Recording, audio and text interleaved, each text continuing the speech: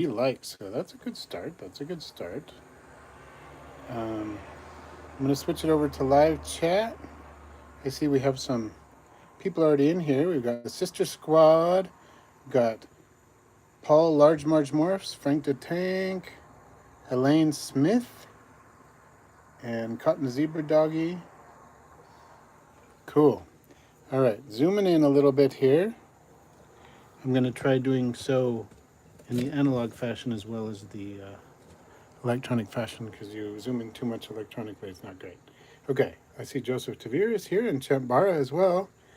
Okay, I'm going to just take a wee peek here at these Armadillyium Kugi, Montenegro. Hopefully they're showing up on the screen already. I see Chet's here. I really need to do some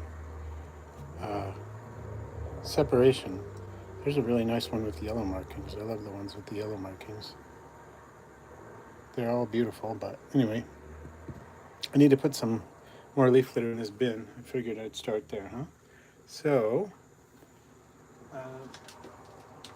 open up my leaf litter bucket here, which the way it's sealed off helps prevent things like moths, like Pyralis farinalis moths, from getting in there and having their way with all the leaves and laying eggs all over them and that kind of stuff. Which don't really like the moths in my bins. They do work their way in though. Let's see. There's Laura Taylor as well. Great.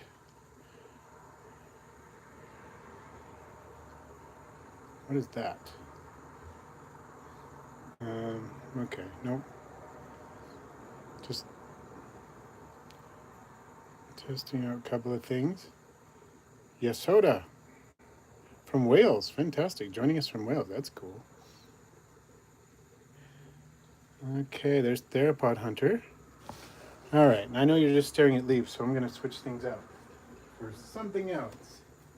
Trying to get some maintenance done here. And staring at leaf litter is pretty exciting, but it's not the most exciting thing you could do. I think we'd all rather be staring at isopods, wouldn't we? So let's do that. Isopods is much better than staring at this padded shelf material.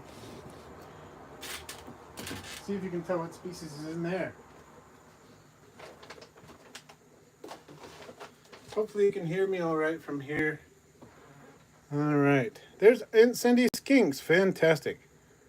Glad you were able to join us. We chatted a bit via email yesterday, and glad to see you in the chat. We were anticipating the live stream.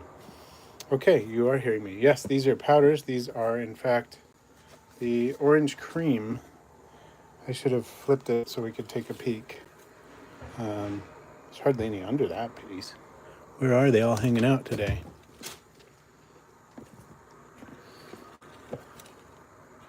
Nope, I think I buried the area where they're all hanging out. I buried it with leaf litter. Well, that wasn't great. There, just hydrated them a little bit, making sure to remove any inadvertent isopod ladders. One of the several banes of my isopod keeping existence. And let's see. And I am very glad you're here, Sandy. Back the camera up just a bit. Okay, I'm going to see if I can zoom out there a little bit. There we go. Maggot spawn. That's a fun name. Question on wild Oklahoma isopods.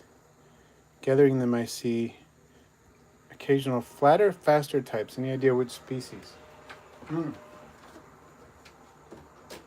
A few different possibilities there.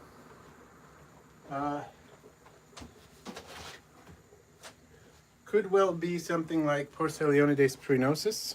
They're pretty fast, and they're flatter than Armadillyium.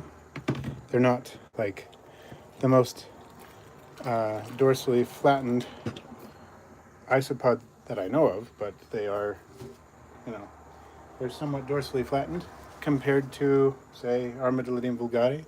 So that may be what you're seeing. Right now I've got some Santa Lucias here. At least this is a Santa Lucia line. They're quite pretty. They just may not be pure because it's kind of hard to find pure Santa Lucias out there, but there's a lot of variety in this group. They're gorgeous. So, and they are in need of lots more leaf litter. They munched through it all. So, and if they're munching through it all, that means I'm not replacing it quite fast enough. I am catching up from some crazy stuff going on. Oh. Hopefully, the worst is behind us. That's what I'm hoping.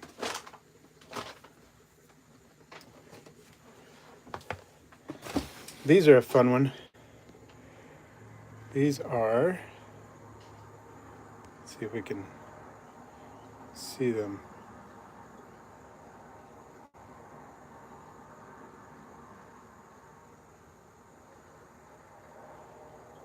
Is there a way to tell Santa Lucia from Punta Cana? That can be tricky. It's best to know what it's descended from. So that's the best one, the easiest way to tell. These are piebald, orange piebald. Those, let me see if I can find a really good example. Still working on improving the line over time. You can see some that are basically just orange.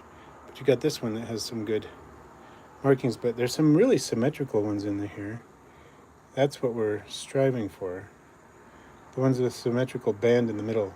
So like the Porcelia scaber version of a panda king, nicely marked panda king. That's what we're looking at.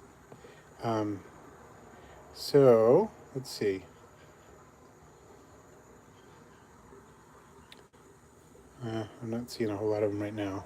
They're in there. But they need some more leaf litter too, so that's what we're going to do. We're going to drop some leaf litter in here. I was going to say Santa Lucia from Punta Cana. The best way is to know where their ancestors came from. But I have noticed, at least in the lines that I had, I don't have Punta Cana right now, but I have had it. And sorry,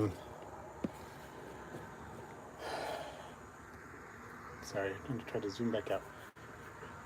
I've noticed, at least in the ones I have, that Santa Lucia has more variety in appearance. Like, I would get some decent variety in the Punta Cana, but it was mostly variations of, let me see if I can find, well, I guess I put the Santa Lucia away already. They were mostly either wild types or they had lines, kind of a semi-transparent sort of coppery line across the segments. And those, and some occasional orange ones. But the Santa Lucia has some like that, and some with white, yellow dots, and some that are mostly white and look a little bit like a magic potion. So there's a lot more variety there, and that's pretty cool. But I don't know if that's because the Santa Lucias I have are not pure line Santa Lucias, or if that's just a natural thing with Santa Lucias, or if my Punta Canas were just kind of lacking in the variety department. You know what I'm saying? Let's see. These are definitely worth seeing, but I'm afraid they're not. There's a crummy angle from which to see them. Let's see.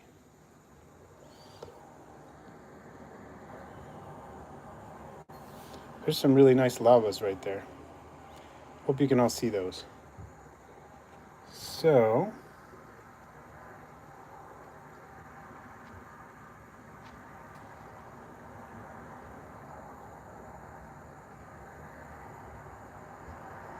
yeah, I think it's easier to get pure line Punta Cana than it is to get pure line Santa Lucia, but it's very possible that a lot of Punta Cana lines in the hobby are compromised genetically. So there are quite a few types of isopods in Nebraska cotton. And Frank the Tank, I did hear about Nocticola, Nocticola vagus. So Nocticola species Malaysia, Nocticola species University Park, Florida, and Nocticola species Vienna Zoo are all vagus. And I think Alan John worked on the paper, didn't he? I'm trying to think. I think he did. I heard about it from Kyle Candilian. So my cork bark came from a lot of different sources. I purchased it from anyherpeticulture.com. I purchased it from thebiodo.com. I purchased it just on Amazon. I purchased a lot of different places. Good question, Alex B. Whoa, sorry. Just bumped it. I'm going to put these Porcelia scaver CF Forma Lusitanus lava away in just a moment. Just want to get another look at another small group of them. Young lads here. Awesome. Have a good group here today so far. Focusing can be tricky. Recently got a macro lens I've been starting to play around with as of yesterday, and a new macro lens to fit my newer phone, and see how that goes. I think that could lead to some excellent videos, as long as I can keep it from wobbling. And when you use a macro lens, a little wobble looks like a lot of wobble. It's just the way it is. Okay, I'm going to put these lavas up and pull something else out.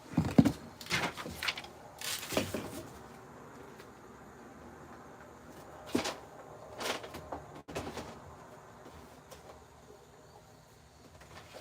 how these anemones are doing.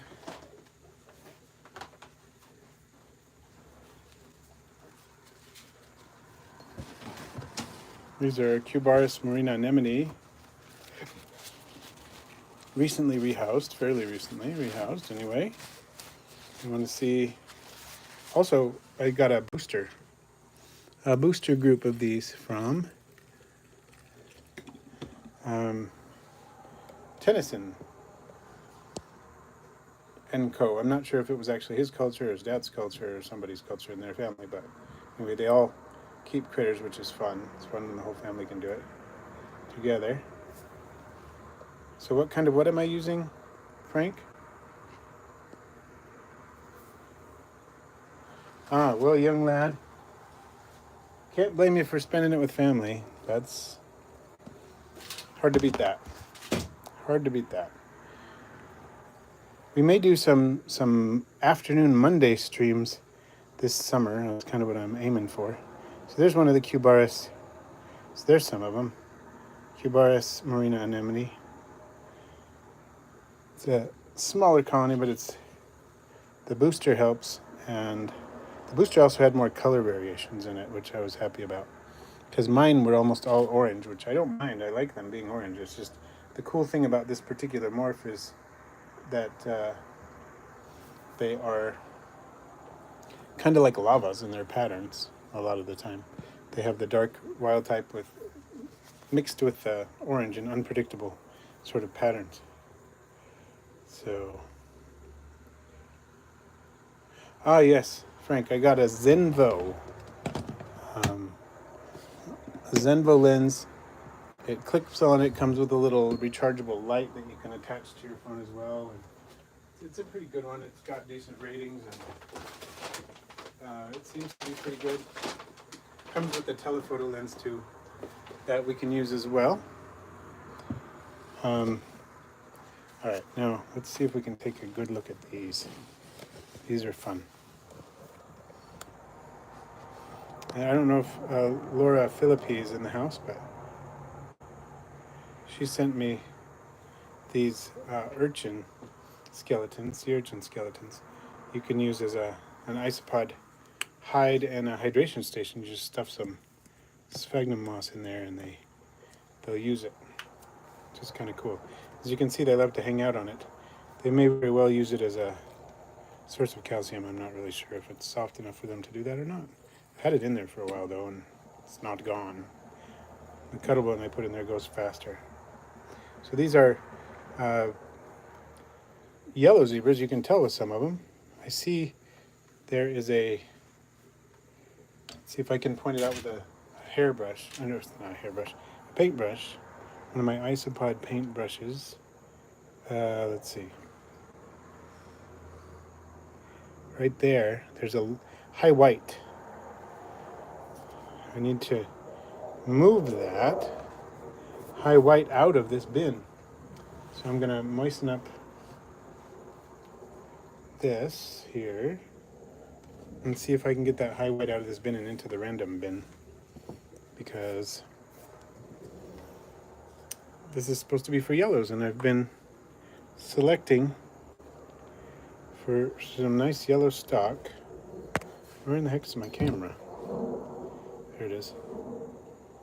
Can I focus? Maybe. I'm having some real hard time focusing on that. Sorry, I'm just looking to see if I can find that. Some of these are really nicely yellow, and I can't even be sure it's showing up on the camera. There's some really nice yellow ones in here. I feel like the light's not ideal right now.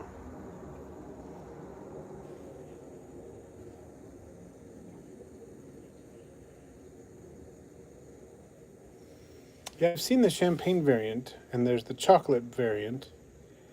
I've just been picking them out and putting them in my random bin.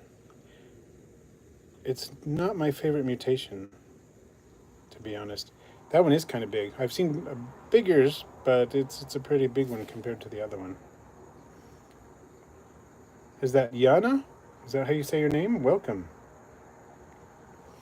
I once found a zebra that was probably 3 to 4 times the mass of that zebra, the big one. It was in one of my gecko enclosures.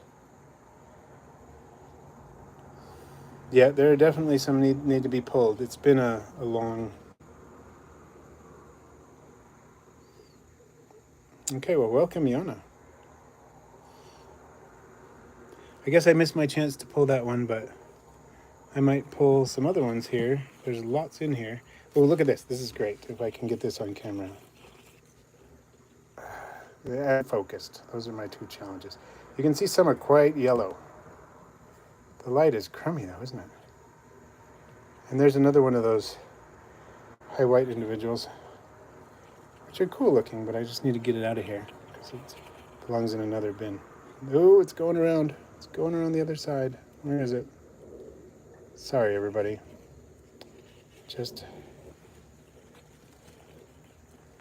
I have an idea though. If I use my little light that comes with my macro lens, I can find it. And in here, yeah. Maybe I can brighten things up in here a little bit. That could be helpful.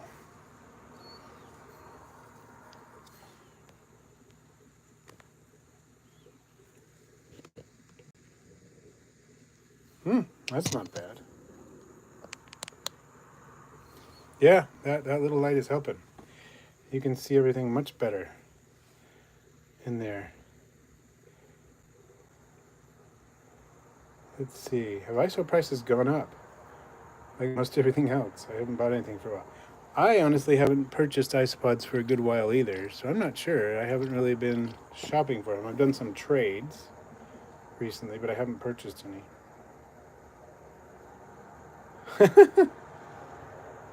Yeah, I should do a selection stream.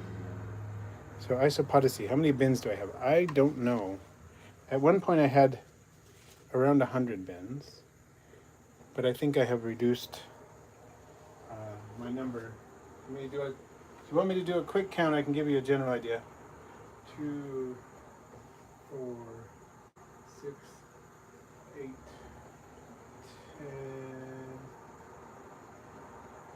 12, 14, 16, 18, 20, 22, 24, 26, 28, 30, 32, 34, 36, 38.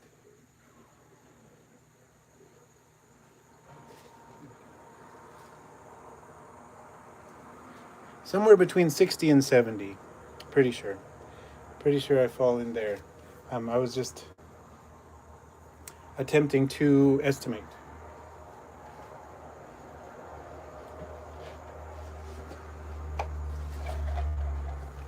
And I do actually have a couple of bins at work that are just kind of for fun, so maybe closer to 70. I'm not exactly sure.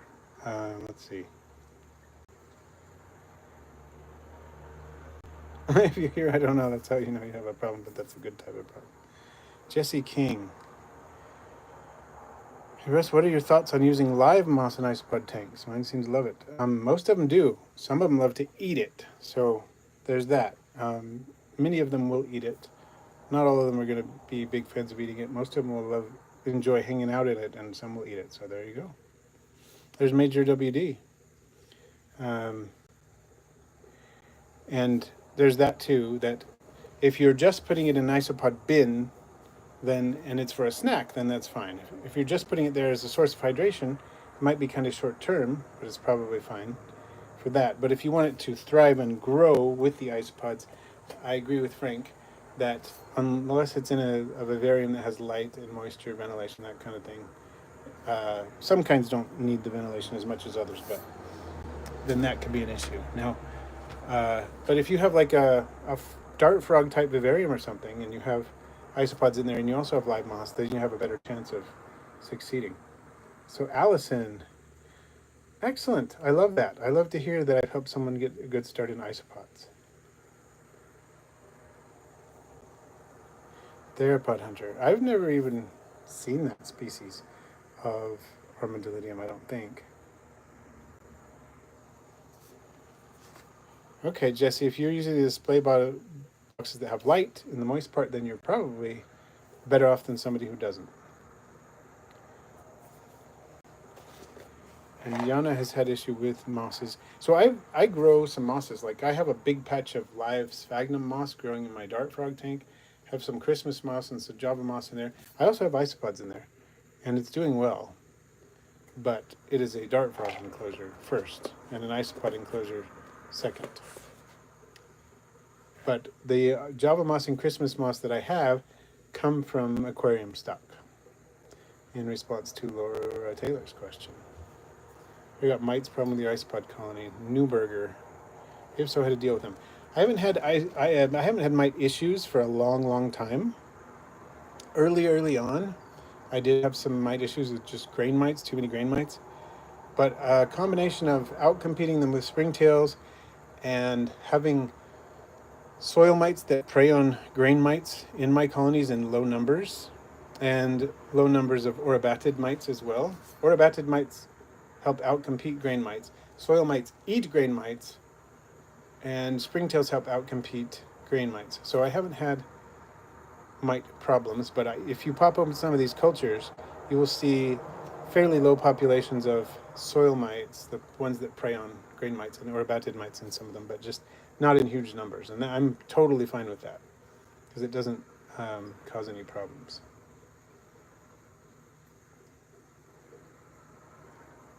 So Italy has the most giant Armadillyium.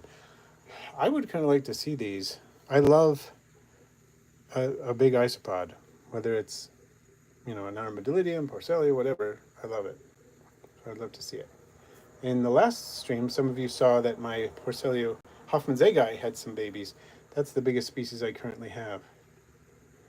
And Yasoda, that's a good point. With live moss, you can sometimes get centipedes and other hitchhikers. So that is another issue to keep in mind. Rita, hello. Oh, I appreciate that. That's awesome. So Allison, have I any experience with Thai spiny? No, actually. The only spiny isopods I've ever kept are the Armadillyium moricatum.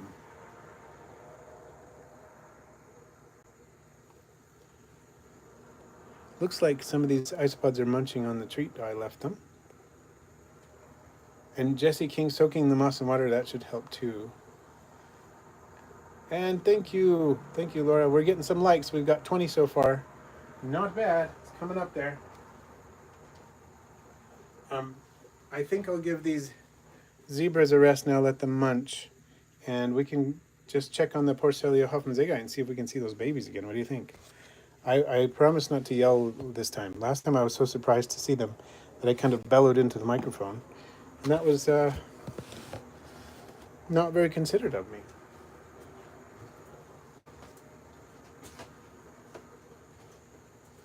I try my best to be a considerate person, but I was so excited that I just kind of yelled.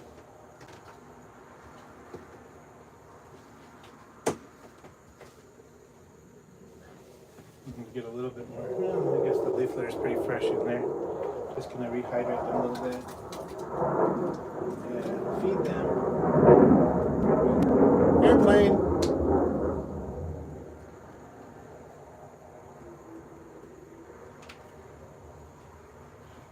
So as far as I know, there's only one bin of Hoffman's egg eye.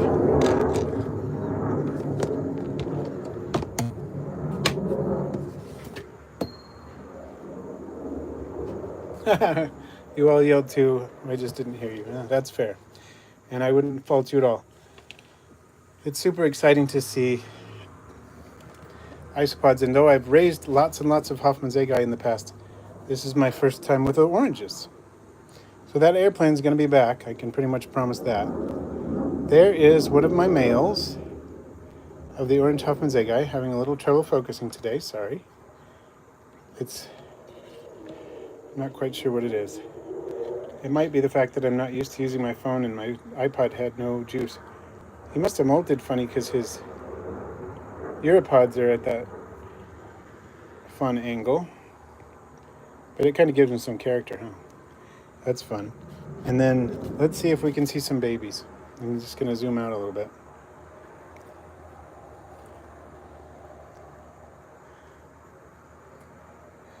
These are all springtails. Lots of springtails, okay. Always glad for the springtails. More springtails. This may or may not be a bin that has babies in it. I'm not sure. I'm not seeing any anywhere on the substrate, so I'm going to move this bin out and look at the other bin. I got it right here, so might as well, right? Move that out of the way, put these leaves over here, put him right there. I don't see any of the other adults too either, but I'm sure they're around. I've got a trio in one, well, a reverse trio, 2 males and a female, and then I've got a pair in the other, plus the babies, I think, is the one. So that must have been the one with the trio, I guess. No, did I already? Yeah, I already hydrated this one. Doesn't hurt to do it again, I guess, a little bit, but now let's see if we can spot some babies.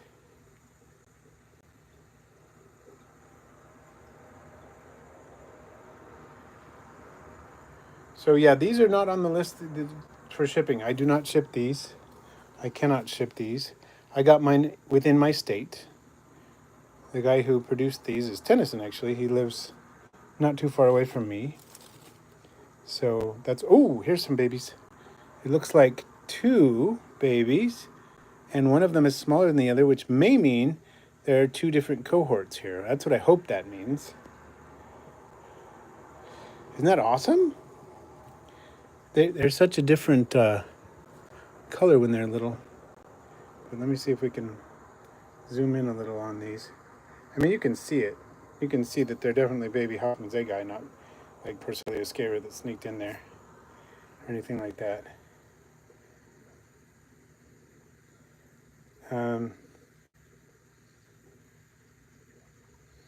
So yeah, I don't ship these. I wish I could, but I cannot. So that's that. Oh, here's all the adults. They're all hanging out together. Check it out. This is the reverse trio. So I got it wrong. The reverse trio is the one with the babies in it. They're so gorgeous. I could just stare at these for hours. I'll try not to do that while we're on the air here, but at least we can take a look at them. I wonder if they eat if I just gave them a little wee bit of isopod food here. Oop. That was plenty, probably a little bit too much. So question, vaping says, wanted to start selling some of my isopods, however I do have soil mites. How should I go about disclosing the potential that they could obtain them without alienating myself? Soil mites are grain mites. If they're grain mites, that's one thing. And that's kind of a problem. You probably need to get that under control if you're dealing with those.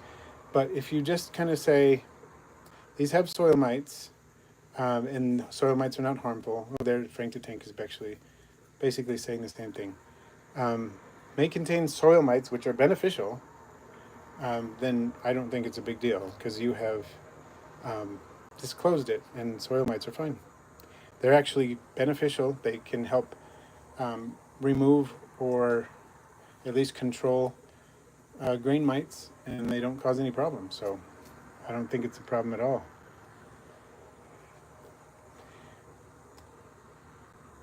These are fairly similar to Porcelia magnificus in many ways. They can be distinguished from them. One thing that helps is this the white lining that go across the body segments. That looks quite a bit different in Porcelia magnificus. And magnificus also is less glossy. There are some other differences too, but those are some of the more obvious things that make them different. Okay, I see isopods. They're kind of taken off because they're frustrated with me moving things, I guess. But it was cool. We got to see those little babies, huh? I don't know how many babies are in here. I'm hoping a couple dozen at least. That would be fantastic and make me happy.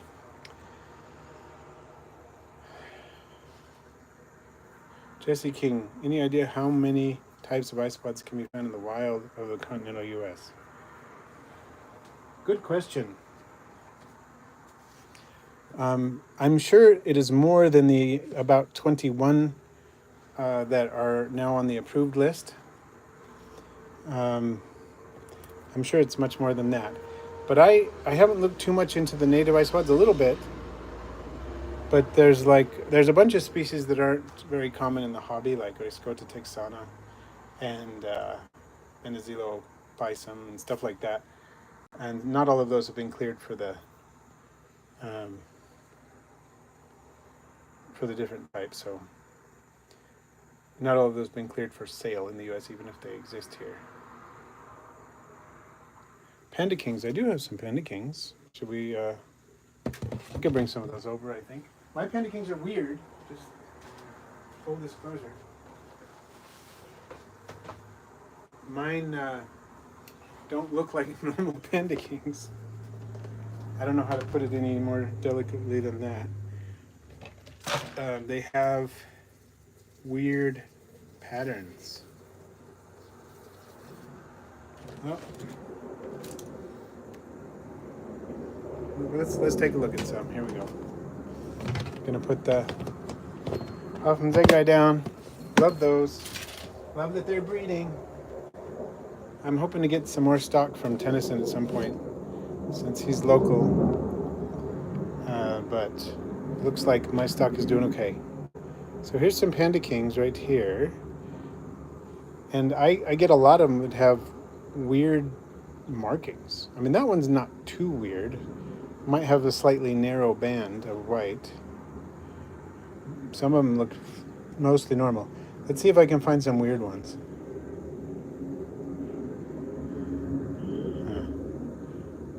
That one's a little weird.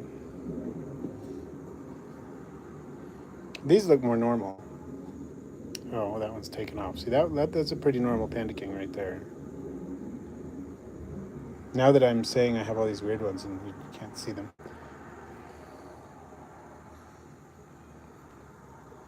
That one's fairly normal too. It's got a couple of weird flecks in there. There's a dead one. That's no good. Let's see.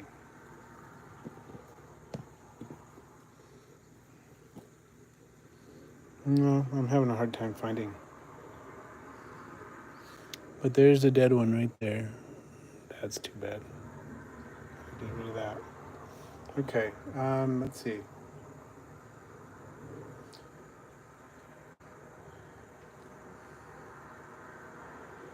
Let's see, how do you know if it's time to divide a colony or if it's time to put them in a bigger terrarium? Well, I start paying attention to how crowded they look when you lift up something. If you feel like, oh, they're basically carpeting this surface, like pick up this in the Panda King enclosure, and I find one under it, I'm not worried. I don't need to, I don't need to redo this bin anytime soon. But if that were just like plastered with Panda Kings and all the rest of the substrate is also, all the rest of the hides are like that, and there are areas of substrate like that, then I would start thinking, yeah, maybe it's time to start redoing. Like splitting this bin, you know what I mean? That's kind of how I look at it. That's one way to think about it anyway. Ooh, sorry. Whack it. Whacked the camera. Okay, just about to put some. Going to take a look at some Oniscus. Oniscus ocellus BC maple here, and they needed some leaf litter for sure. I think I forgot to put leaf litter in the last bin. I should have done that with the Panda Kings, but I didn't. Let's see, who's here? I need advice on Ember B color loss. I have multiple tubs, same substrate, very diet for 3 years. In one tub, half the adults lost almost all their color over a month or two. Weird. I've heard of that happening, but I haven't worked with Ember Bees, so I'm not sure what's going on there. Let's see, here are some Oniscus ocellus. I find I hear that about a lot of the Southeast Asian isopods losing color. And I wonder if there's something they're getting in the wild that we don't have. There's some little babies. Little baby Oniscus ocellus BC maple. But I haven't worked with Ember Bees at all, so I can't really tell you a whole lot. Letka, welcome. You could try boosting carotenoids specifically in the diet and see if that helps. It's just an idea. It doesn't mean it has any credence to it or that it would be beneficial, definitely, but you could try carotenoids. It sounds like some other people are saying that. Oh, Tima, congratulations on your first house. That's fantastic. Yeah, carrots have carotenoids in them, which is not surprising since carotenoids were named after carrots. But there are a lot of other things that have carotenoids in them too. You can get things like spirulina. You can get astaxanthin powder made from algae. Some of the color fish foods have astaxanthin and beta-carotene in them. Those are things you could try to see what it does. I'm honored, Tima, that this is the first thing you're watching in your first house. That's pretty cool. Zarathustra und die Chipmunks. Welcome. Gotta say, love the name. Super cool. Okay, these guys need loads of leaves. Guys and gals, I should say. Not all boys. And I'm going to give them some food in this little 3D printed tray. One thing I learned from a vertebrate dude is that Oniscus ocellus really like a decent amount of protein. They like it cool, they like it moist, but they also like a decent amount of protein. So I'm going to give them some of that. I like these trays because the babies can get in and out easily. And they're not too big, not too small. I don't have near enough, so I often use the scallop shells, which are very shallow and easy for the younger ones to get into as well, at least easier. But there we go. They will not be doing that anytime soon. They don't tend to have like a crazy food drive like some of the other pods we have in the hobby. In terms of time, they'll get to it. They'll definitely eat it. Looks like these guys could use a little leaf litter refresher. if Chet is still in the stream, you sent me these, and I've got them in a nice display enclosure here. These are some Porcelia orange Dalmatian, and I'm not sure if this stock is from the ones I produced or from the stock that came from Alan Gross back in the day, or the Black Sheep 99. What's his name? Ryan Orr stock. I think both Alan Gross and Ryan Orr produced before I did, but I was, as far as I know, the third one to do it. And so I don't know what this stock comes from. It might be a mix of all three, for all I know. When I first produced them and started releasing them, I was not appropriately labeling them as stock that I produced separately, so people probably got confused, and that's on me. But I didn't know at the time when I was doing it how important that was, but I do now. So now if I were to release some of these, I would not label them the same as the stock that I produced. I don't know what stock they are, so I would just disclose that. I know that they're orange Dalmatian stock, but we don't know which line they're from. And that's totally fine as long as it's disclosed. So, Yasoda, if you've been teaching them that feeding them that for long enough, for that long, I guess it's probably not going to do a whole lot.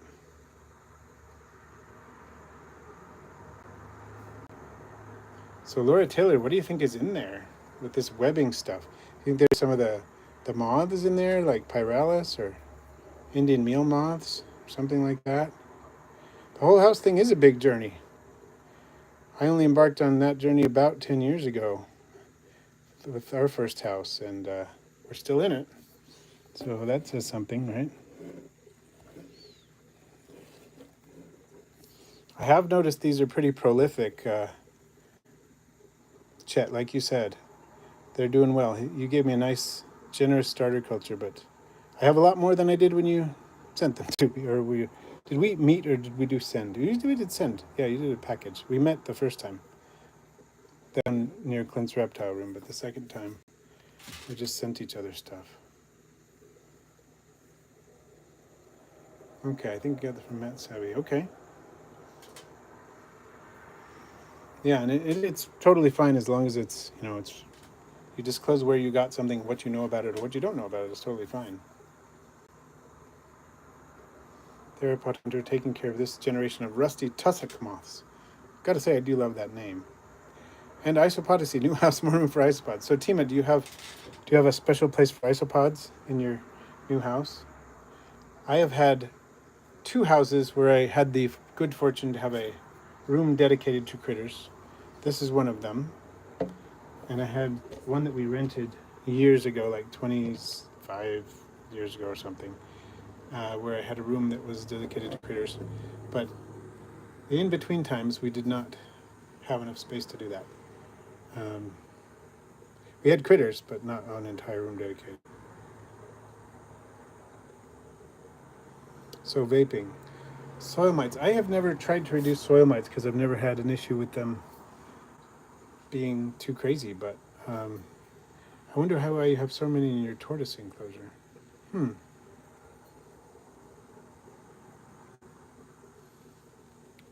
That is strange, Laura Taylor. Not sure what that is. The downstairs living room would probably be the reptile room. Fantastic. Okay, well, that's a good question, then. I'm not sure what to say. They've got to be feeding on something. That's true. Reducing moisture and taking out food sources can help. I'm just trying to figure out what they're feeding on and whether or not you need to keep that level of moisture for your tortoises.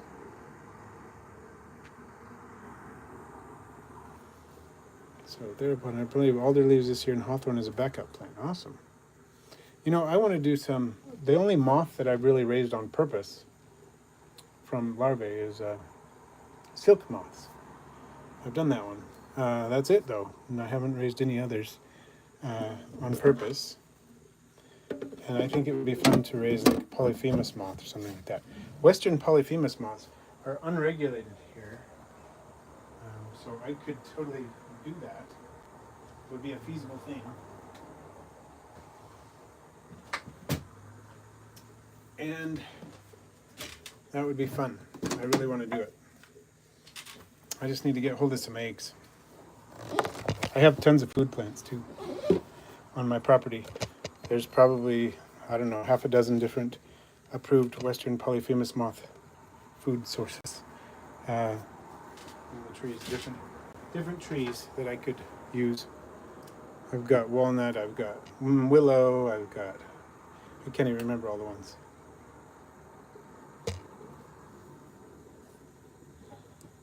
Okay, I wonder if just the fact that the tortoise food is there, tortoises are not exactly the cleanest eaters, if it would be very, very hard to reduce the amount of food. It's an open top, tend to be around the water bowl, so they do like the moisture. I love these too. These are hard to beat. Armadillyium gestroi. For the win.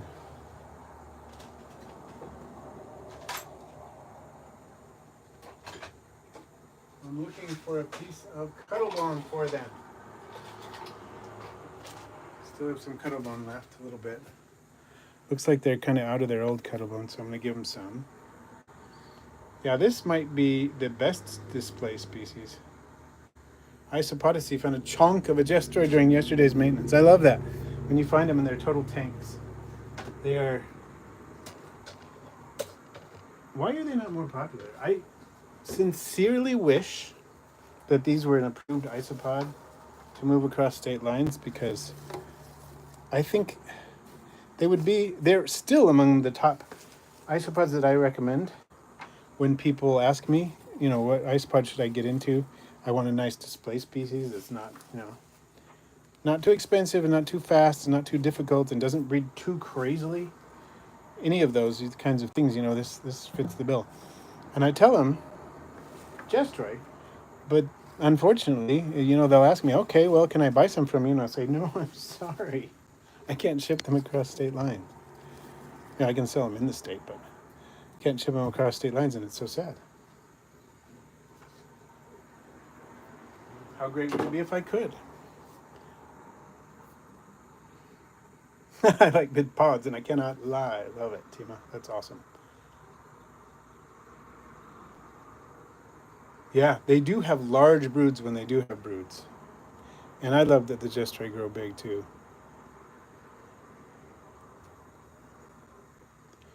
So the springtailed isopods are plentiful. So are the mites. Okay. Yep, definitely underrated.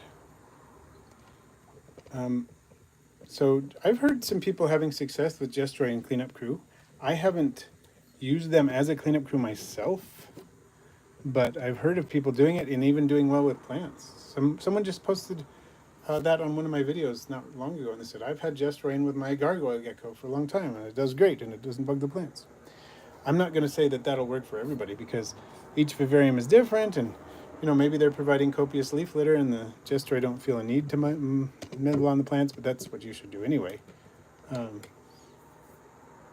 then someone else might say, oh, I put them in with my live moss and they eat all of it overnight, or somebody's keeping a lot of Fittonia and they love their Fittonia, and one day they walk in there and their gestroi have eaten all their Fittonia. I don't think Fittonia is a very good plant to put with isopods, because it seems to be like isopod candy. So vaping smoker. Yeah, okay. So gestroi are definitely a beginner species, yes. They're just about as easy as any Armadillyium, but with a lot of benefits that some of the other Armadillyium don't have. And Chet, he's local. We live in the same state, so I was able to ship him some gestroi, and I'm glad they're doing well. That is fantastic. Are they breeding yet? Yeah, the predatory mites tend to be faster moving than grain mites, definitely. And they kind of have little pointy heads. So Jesse King, Utah. So Theropod Hunter, for a while I did use Kugi as a cleanup crew in my garter's enclosure. But I think they were eating the ferns eventually. They worked really well for a year or two, and then I realized they seemed to be eating the fern roots or something. And then I switched it over to Porcelia pruinosis.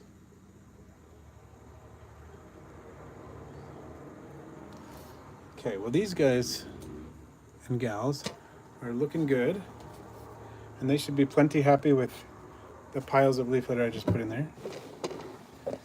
And a little bit of cuddle bone and some more powdered food. So I'm going to move them out. Ooh, I'm sorry. Kind of awkward when I do that, sorry.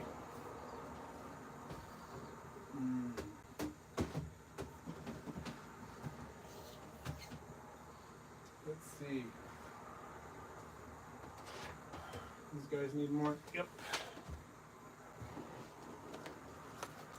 No, actually they have enough leaf litter.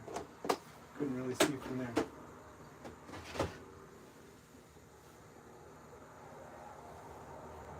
I just want to make sure I get plenty of leaf litter everywhere. Check on these. See how they're doing.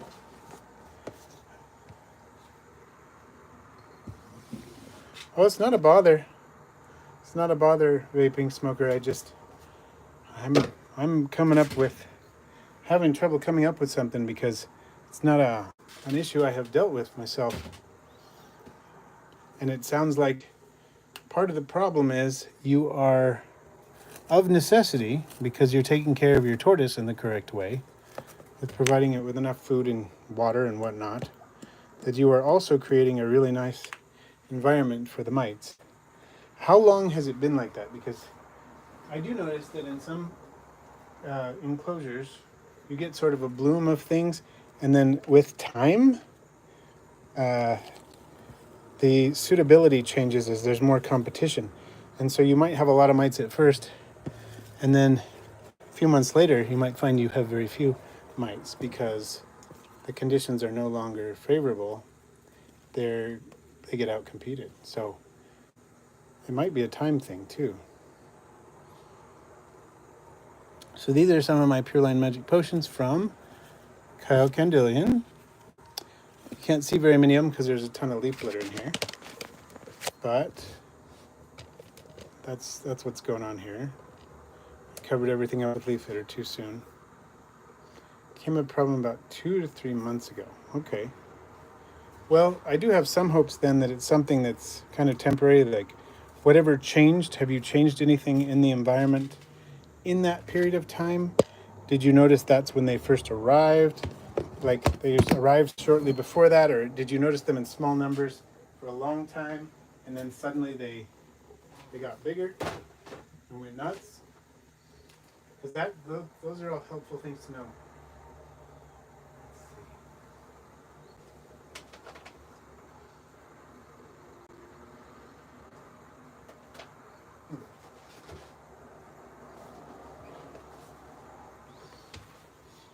I just put leaf litter in this about a week ago, I think. New leaf litter. And it looks like they're really kind of going to town in there. Eating a lot of it. These are one of my favorites also.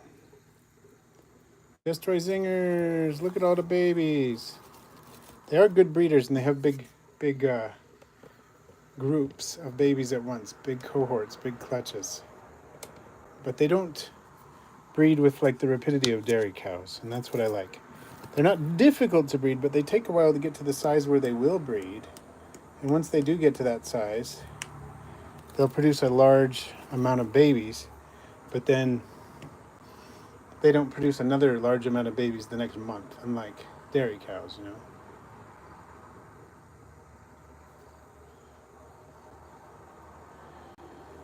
Yeah, that's the thing with the permethrins.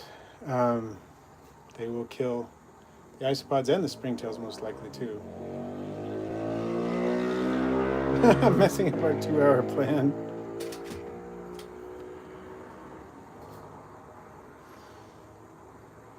Yeah, I'm trying to figure out what has changed in the past few months that has made it so difficult. in terms of creating so many more mites? What has changed in your setup? And I'm just going to put a little bit of powder there and see if I scared that one off. And sprinkled the food in his face or her face. Didn't like that. You know what I would love to do?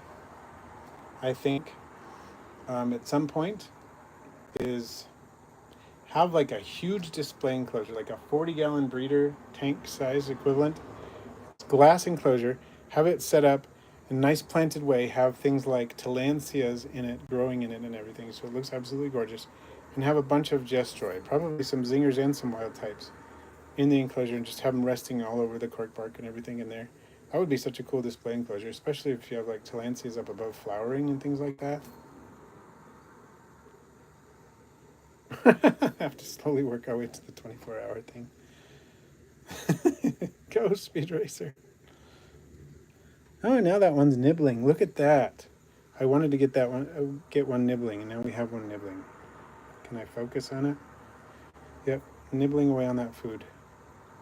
If we go to a different planet, we could extend the hours. Yep, here's our broadcast from Mars. Or why don't we go to an even more exotic planet, one out of this solar system? That would be even better. One that's populated by isopods that are in exotic colors and 3 times as big as the ones we have here, and very friendly. We can have shoulder isopods. They'll ride around on our shoulders and sing us little songs. Rock wall and moss background, that should be fun. So vaping smoker, if you already have a lot of springtails doing well, probably won't help to add a bunch more, because if they were capable of supporting that right now, they would have bred to that point. So Mystic Drake, welcome, been a while. Yana had an explosion of dust speck mice recently after using and rehiding some old dry substrate. Interesting. They disappeared after a while though. Yeah, I'm glad they disappear. They sometimes you can get that to happen, which is nice. Zoe, is that how I say it? Zoe, welcome, first stream. Sorry we're close to the end of this stream, this particular stream, but at least you are here. That is great. So we have 26 people and 29 likes. That's not bad, folks.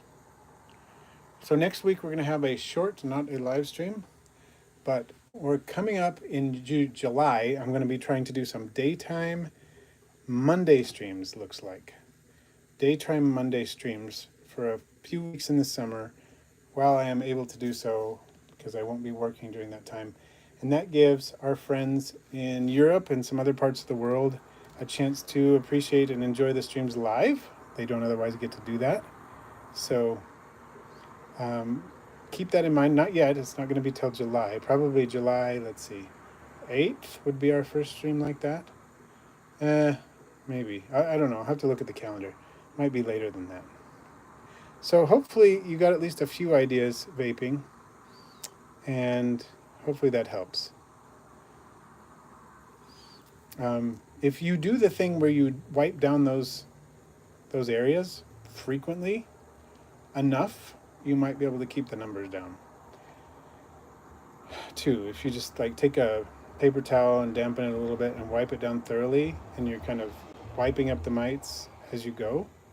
If you do that 2 or 3 times a day at first, that might be enough to help. And then you might only have to do it once a day, and then maybe only once a week. It's worth a shot. It just kind of depends on the density that you can get. But I feel like if you try that, then either you're going to be removing a ton of mites, or there aren't going to be enough mites there to remove enough of them, which is a good problem to have, right? So it's not really a problem. It's kind of what you want. So one of those 2 things is going to happen, I think, and maybe that'll help. All right, well, we only have about 15 seconds left. So thank you, everyone, for joining in. Really appreciate it.